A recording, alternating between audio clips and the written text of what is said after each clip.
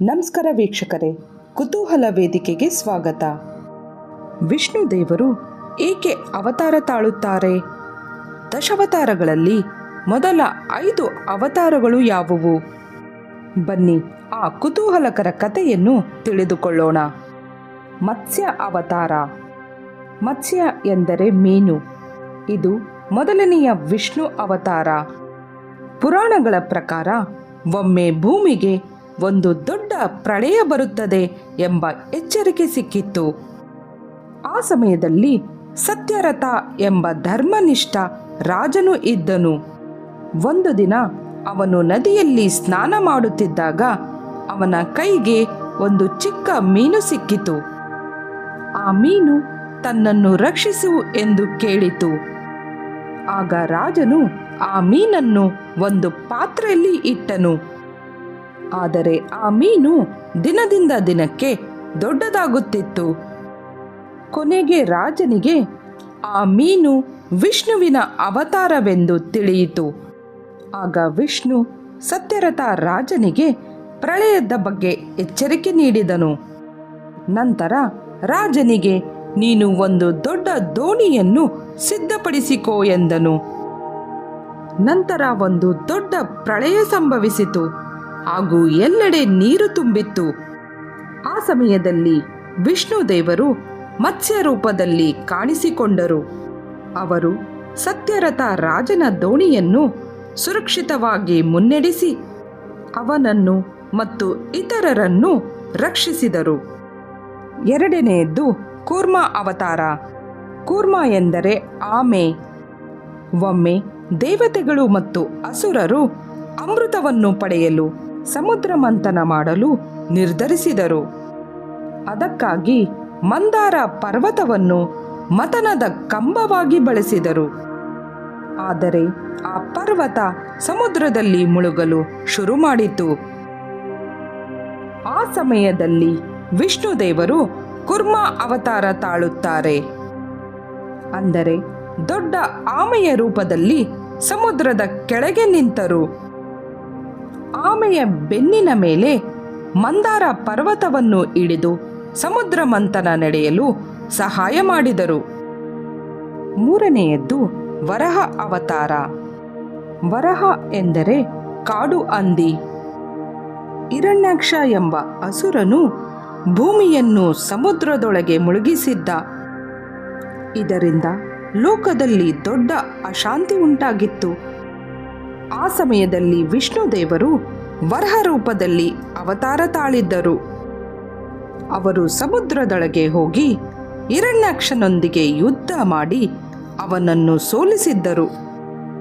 ನಂತರ ತಮ್ಮ ಬಲವಾದ ದವಡೆಯ ಮೇಲೆ ಭೂಮಿಯನ್ನು ಎತ್ತಿಕೊಂಡು ಮತ್ತೆ ತನ್ನ ಸ್ಥಾನಕ್ಕೆ ಇಟ್ಟರು. ಈ ರೀತಿ ವಿಷ್ಣು ದೇವರು ಭೂಮಿಯನ್ನು ರಕ್ಷಿಸಿದರು. ನಾಲ್ಕನೆಯದ್ದು ನರಸಿಂಹ ಅವತಾರ. ನರಸಿಂಹ ಎಂದರೆ ಅರ್ಧ ಮಾನವ ಅರ್ಧ ಸಿಂಹ. ಆ ಸಮಯದಲ್ಲಿ ಹಿರಣ್ಯಕಶಿಪು ಎಂಬ ಅಸುರ ರಾಜ ತುಂಬಾ ಅಹಂಕಾರಿಯಾಗಿದ್ದ. ಅವನು ತಾನೇ ಎಲ್ಲರಿಗಿಂತ ದೊಡ್ಡವನು ಎಂದು ಹೇಳುತ್ತಿದ್ದ. ಆದರೆ ಅವನ ಮಗ ಪ್ರಹ್ಲಾದ್ ವಿಷ್ಣುವಿನ ಭಕ್ತನಾಗಿದ್ದ. ಇದರಿಂದ ಹಿರಣ್ಯಕಶಿಪು ತುಂಬಾ ಕೋಪಗೊಂಡನು. ಒಂದು ದಿನ ಅವನು ಪ್ರಹ್ಲಾದನನ್ನು ಕೇಳಿದ, ನಿನ್ನ ವಿಷ್ಣು ಎಲ್ಲಿದ್ದಾನೆ? ಅದಕ್ಕೆ ಪ್ರಹ್ಲಾದ್ ಹೇಳುತ್ತಾನೆ, ಅವನು ಎಲ್ಲೆಡೆ ಇದ್ದಾನೆ. ಕೋಪಗೊಂಡ ಹಿರಣ್ಯಕಶಿಪು ಒಂದು ಸ್ತಂಭವನ್ನು ತೋರಿಸಿ ಇದರಲ್ಲಿ ಇದ್ದಾನಾ ಎಂದು ಕೇಳಿದ. ಆ ಸಮಯದಲ್ಲಿ ಆ ಸ್ತಂಭದಿಂದಲೇ ನರಸಿಂಹ ಅವತಾರ ಕಾಣಿಸಿಕೊಂಡರು. ಅವರು ಅರ್ಧ ಮಾನವ ಮತ್ತು ಅರ್ಧ ಸಿಂಹ ರೂಪದಲ್ಲಿದ್ದರು. ನಂತರ ಹಿರಣ್ಯಕಶಿಪುವಿನ ಅಹಂಕಾರವನ್ನು ಕೊನೆಗೊಳಿಸಿ ಅವನನ್ನು ಸಂಹರಿಸಿದರು. ಈ ರೀತಿ ತಮ್ಮ ಭಕ್ತನಾದ ಪ್ರಹ್ಲಾದನನ್ನು ನರಸಿಂಹ ದೇವರು ರಕ್ಷಿಸಿದರು. ಐದನೆಯದ್ದು ವಾಮನ ಅವತಾರ. ವಾಮನ ಎಂದರೆ ಚಿಕ್ಕ ಬ್ರಾಹ್ಮಣ ಬಾಲಕ. ಆ ಸಮಯದಲ್ಲಿ ಬಲಿಚಕ್ರವರ್ತಿ ಎಂಬ ರಾಜನು ತುಂಬ ಶಕ್ತಿಶಾಲಿಯಾಗಿದ್ದ. ಅವನು 3 ಲೋಕಗಳನ್ನು ಆಳುತ್ತಿದ್ದ. ಆ ಸಮಯದಲ್ಲಿ ವಿಷ್ಣು ದೇವರು ವಾಮನ ಎಂಬ ಚಿಕ್ಕ ಬಾಲಕನ ರೂಪದಲ್ಲಿ ಬಲಿಚಕ್ರವರ್ತಿಯ ಮುಂದೆ ಬಂದರು. ಅವರು ರಾಜನನ್ನು ಹೀಗೆ ಕೇಳುತ್ತಾರೆ, ನನಗೆ 3 ಹೆಜ್ಜೆ ಭೂಮಿ ಮಾತ್ರ ಕೊಡಿ. ಬಲಿಚಕ್ರವರ್ತಿ ಯಾವುದನ್ನೂ ಯೋಚಿಸದೆ ಅದಕ್ಕೆ ಒಪ್ಪಿಕೊಂಡನು. ಅದೇ ಸಮಯದಲ್ಲಿ ವಾಮನ ದೇವರು ತುಂಬ ವಿಶಾಲ ರೂಪ ತಾಳಿದರು. 1 ಹೆಜ್ಜೆಯಲ್ಲಿ ಆಕಾಶವನ್ನೇ ಆವರಿಸಿದರು. 2ನೆಯ ಹೆಜ್ಜೆಯಲ್ಲಿ ಭೂಮಿಯನ್ನು ಆವರಿಸಿದರು. 3ನೆಯ ಹೆಜ್ಜೆ ಇಡಲು ಸ್ಥಳವೇ ಇರಲಿಲ್ಲ. ಆಗ ಬಲಿಚಕ್ರವರ್ತಿ ತನ್ನ ತಲೆಯನ್ನು ಮುಂದೆ ಇಟ್ಟು, ಇಲ್ಲಿ 3ನೇ ಹೆಜ್ಜೆ ಇಡಿ ಎಂದು ಹೇಳಿದನು.